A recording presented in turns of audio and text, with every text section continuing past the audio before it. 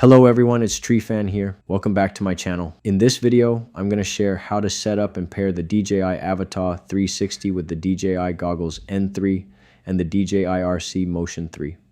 Technically, I need to link the Motion 3 controller to the Goggles N3, then link the Goggles N3 to the drone. First of all, I need to download the DJI Fly app onto my phone and open it up, then connect the phone to the goggles using a USB-C cable that comes with the drone package. First step, I have to connect the goggles to the DJI Fly app on my phone. The app detects my DJI Avata 360, but next step, it still asks me to select a drone model. I select the DJI Avata 360. Next, I select connection method. Then I'm going to select RC and goggles. Next, I select Goggles N3 and connect the goggles to my mobile phone using the USB-C cable that comes with the drone package.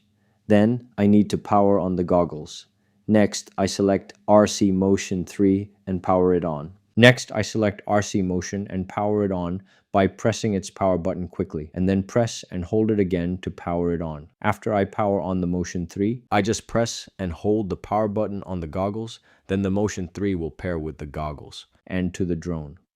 I can see that the goggles need to update their firmware, so I'm plugging the goggles into my phone and starting to download and install the firmware for the goggles. The firmware update file is only 211.85 megabytes. The update file is going to be installed in the drone's internal storage. You know that Avata 360 has 42 gigabytes of internal storage. This built-in capacity is enough to store about 30 minutes of 8K resolution 360-degree video. So if you go out to fly and forget to insert a micro SD card, you're not going to be worried about. After it was successfully installed, I'm going to hit Got It, and it went to the Go Fly screen. Now I'm going to hit Go Fly.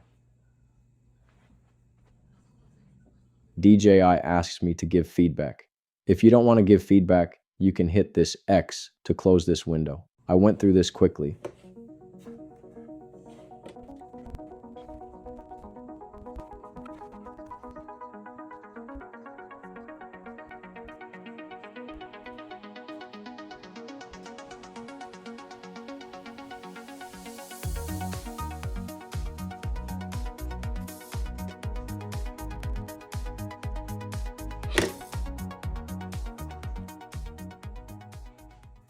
After I finished and submitted feedback, the screen went to this screen and said the connected device was not bound to the aircraft, and I may continue flying with the connected device 20 times. This message is from your DJI goggles and controller system. It means my aircraft, my drone, is connected to a controller that is not the officially bound controller. It means my drone has previously been connected to the RC2 controller, not the one I'm using at this moment. Currently, I am setting up and using the Goggles N3 and the Motion 3 controller, but DJI is still allowing me to fly temporarily 20 remaining flights before DJI may restrict flying unless I fix the binding. There are some options below. First, I can change the bound device. This makes the Goggles N3 and the Motion 3 controller I am currently using become the new officially bound controller. You can select this option if you own both devices, RC2 controller and Goggles N3 and the Motion 3. Or you change the controller because the first controller was lost, dropped, or damaged, or you just bought a replacement controller, or you want these Goggles N3 and the Motion 3 to be the main ones. Second, unbind the device. This means if I select this option, I'm going to remove the current binding controller RC2 completely. I can select this option if I want to sell the drone and the RC2 controller or transfer the ownership to someone else. Third, cancel. If I select this option, that means I ignore the warning for now and continue using the goggles and the Motion 3 for 20 times. This number will count down until 0, then I can no longer use these goggles and the Motion 3 with my drone anymore. Since I own these devices, I'm going to select Change Bound Device. After I hit Next, it takes me to my DJI login screen as I already have an account, so I logged in and bound the goggles and the Motion N3. If you don't have a DJI account yet, you have to create one. After I logged in, I tapped Next, and it asked me to confirm whether or not my email, my drone model, and the goggles serial numbers are correct. I'm going to hit confirm, and the binding was successful. It now takes me to the setup screen. If you are a first-time drone flyer, you need to leave this by default to limit the flying forward, backward, and sideways speeds. If you disable this feature, you will get the full speed of the drone. As I mentioned earlier, I'm going to do an indoor test flight, and I'm going to set the speed as low as possible. And I also advise you to set it to the slowest speed if you fly a drone for the first time, whether you fly indoors or outdoors. There is also a goggles tutorial that shows pilots how to use all these buttons on the goggles N3 and on the Motion 3 controller. If you want, you can also go through this tutorial to learn how to use these buttons. To access the tutorial, I'm going to go to the control menu and scroll down to goggles tutorial. I can see instructions for using these buttons on the goggles as well as on the Motion 3 controller.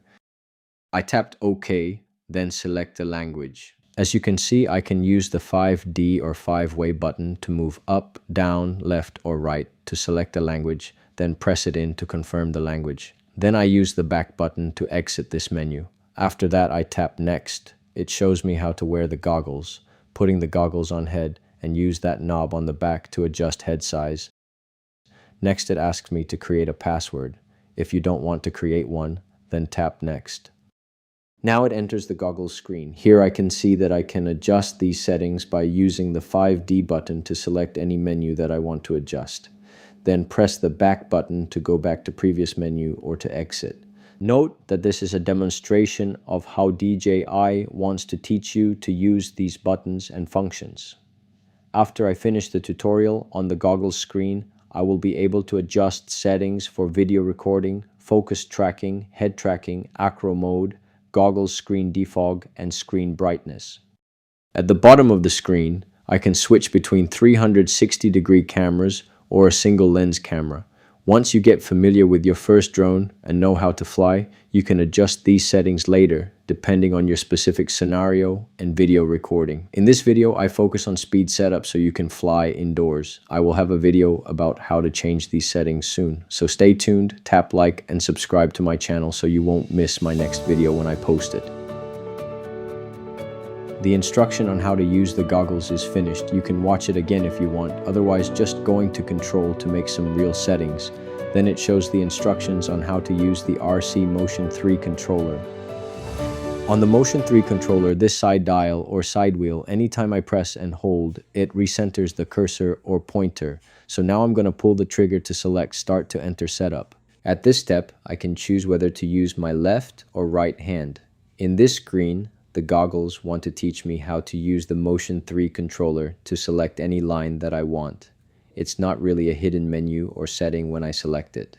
The goggles are teaching me how to navigate menus by using the Motion 3 controller before I can actually fly.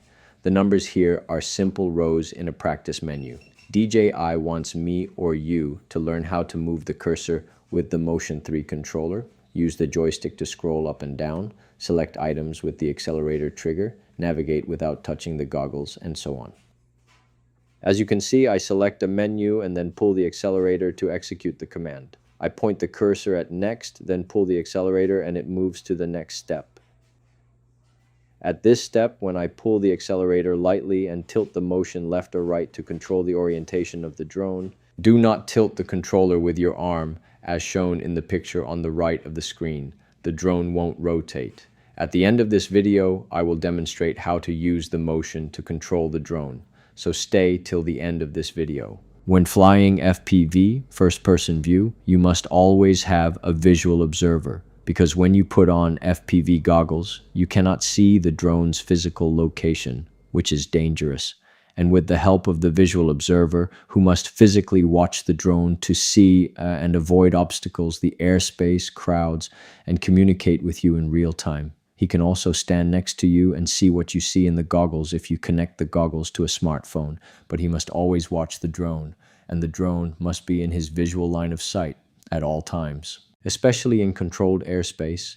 And you must register your drone with TC since Avata 360 weighs 455 grams. It falls outside of the sub 250 gram drone category. After you finish the tutorial and you're confident enough to fly the drone, you can disable this beginner mode and fly with caution. On the album tab, I don't have any videos or photos yet, so I'm going to move down to transmission. On the transmission menu, I can see the pilot sub-menu. If I turn on broadcasting, it will broadcast my drone's live footage to a specific device number. It could be a second pair of goggles. I will have a video on this later. In audience mode, this sub-menu is used by a second person wearing another pair of goggles. In the focus mode, the goggles prioritize your video feed's bitrate in the center of the screen. If your connection weakens or enters a high interference zone, it keeps the center clear so you can navigate safely. While the edges of the display may pixelate or blur, I leave it off. I'll make a video about this later. In channel mode, automatic versus manual, by default, the goggles are set to automatic, meaning they choose the best frequency band between 2.4 GHz and 5.8 GHz based on the environment, so I leave it as is. To exit a menu, I just point the cursor at any black space and pull the trigger. Then I'm going to go to settings. Here I can select any altitude, but as per aviation rules and regulations, I just leave it at 120 meters.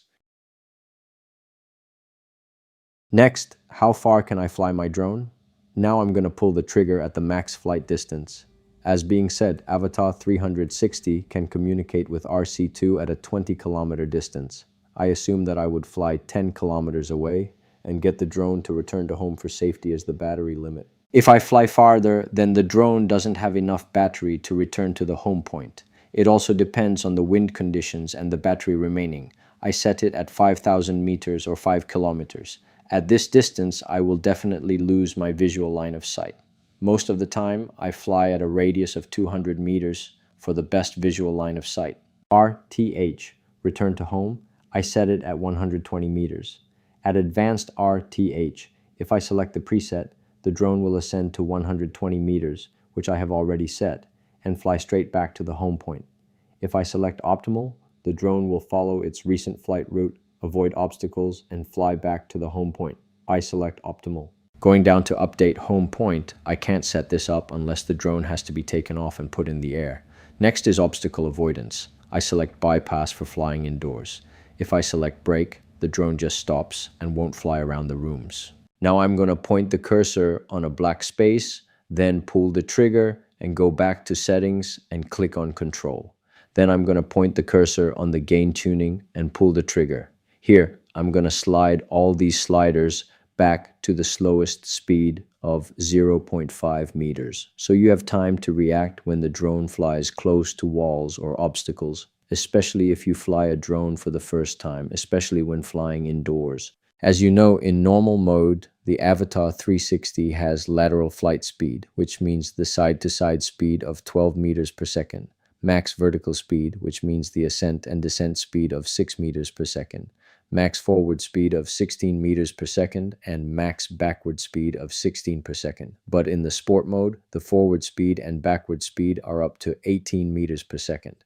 Now I'm going to push the joystick all the way up to select the slowest speed of 0.5 meters per second. Then I pull the trigger to select this speed. After I selected it, I had to point the cursor at a black space. Then I'm going to go down to max vertical speed. I'm going to do the same. I'm going to push the joystick up or down to select a speed. I'm going to push the joystick all the way up to select 0.5 meters per second. Then, the same process, I'm going to select the forward and backward speeds of 0.5 meters per second. All of these speeds are safe when you fly indoors or when you fly the drone for the first time. After you get used to the RC Motion 3 controller and the goggles, you can increase the speeds gradually. To exit this gain tuning after I have selected all the settings needed for indoor flight, I have to press the back button on the goggles to go back to the home screen. In sport mode, you can use the same process to slow the drone down, but I want to tell you that in sport mode, the 360-degree obstacle avoidance is disabled and the risk of drone crash is unavoidable. If you are a first-time drone flyer, I don't recommend using sport mode until you actually get used to controlling the RC Motion 3 controller and the goggles. To exit this gain tuning after I have selected all the settings needed for indoor flight, I have to press the back button on the goggles to go back to the home screen. Then I point the cursor to any space and pull the trigger a few times until all the menus are closed. Now I am at the fly screen. With the motion controller, I press this orange button twice to start the drone motor. Then I'm gonna move up the joystick to take off the drone.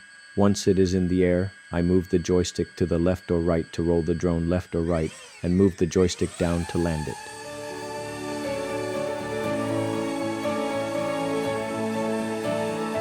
As you can see, I let my son put on the goggles.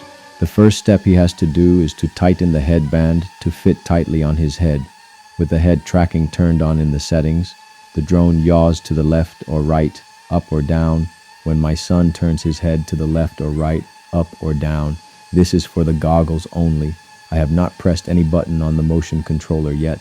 As you see, when you set the forward, backward, ascend and descend speed to the slowest speed, it's safe for you to operate the drone, even in a basement like my basement, where there is almost no satellite signals at all. To land the drone, I simply press and hold the joystick downward until the drone completely lands. Or you can press and hold the RTH button for a few seconds. The drone also lands at its first home point.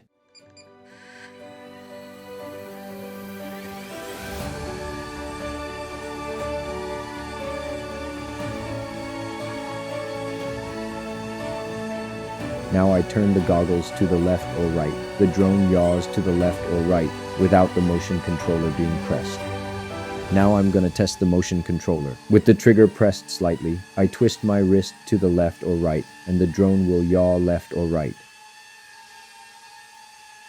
As you know, that DJI Avata 360 has dual 1-inch CMOS sensors and features a 360-degree omnidirectional obstacle avoidance. This obstacle avoidance just works when you set the drone for 360-degree video and photo shooting. When taken off, one lens will automatically face up and one lens will face down to capture everything in its flight route without showing its body in the footage. It also has a LiDAR to detect the accurate distance from the obstacle and calculate the time to brake to stop before hitting an obstacle, as you can see the flashing light on the right side of the drone. But when you set the drone at 180 fpv, it means a single lens recording. The drone just has a forward obstacle avoidance by using this LiDAR sensor. And this is it for the video on how to set a speed when flying indoors. If you find this video helpful, please tap like and subscribe to my channel so you will be notified when I post my next video. Thank you for watching. Bye for now.